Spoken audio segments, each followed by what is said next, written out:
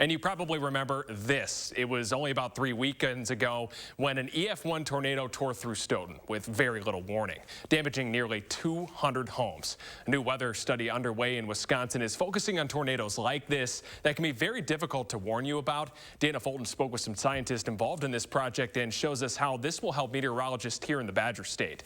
Mobile radar, lightning mappers, mobile mesonets, and drones. Dozens of high-tech instruments deployed from Missouri to Alabama for a project called Perils: propagation, evolution, and rotation in linear storms. Instead of the individual, what we call supercell storms that have been studied for several decades on the Great Plains, this is looking at the tornadoes that form within the long lines that are common across the southeast United States and other parts of the country, including the Midwest. The focus is on QLCSs, quasi-linear convective systems, lines of thunderstorms that can create short-lived tornadoes embedded in areas of straight-line winds. The Platteville tornado from June 2014 and the tornado that hit Stoughton earlier this month are perfect examples of QLCS tornadoes.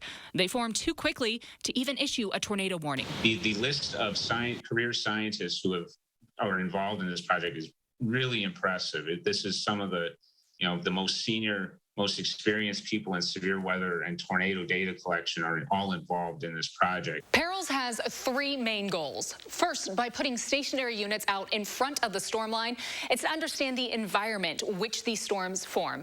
Second, to understand the evolution of QLCSs and the structures that might lead to one part of the line producing a tornado versus another part that doesn't. And third, to better document and understand the damage, especially in uninhabited areas where a tornado might go on as being unreported. That will help lead to better accuracy when putting out warnings. We're really trying to develop damage indicators that are more reflective of tornado intensity in rural areas.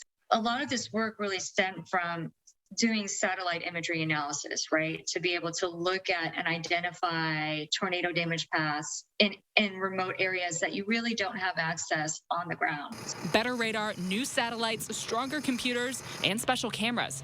Technology that makes this project so groundbreaking and something that could not have been accomplished just a few decades ago. One component here is, we're going out and we're doing science, right?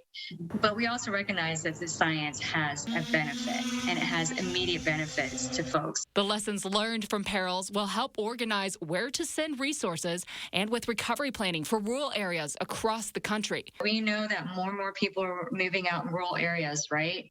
So if we have better documentation of storms out in the rural areas, it's a way for us to really be able to enhance our resiliency out in those areas. Building better forecasts, more lead time for warnings, and a more resilient Wisconsin. For News 3 Now, I'm Dana Fulton.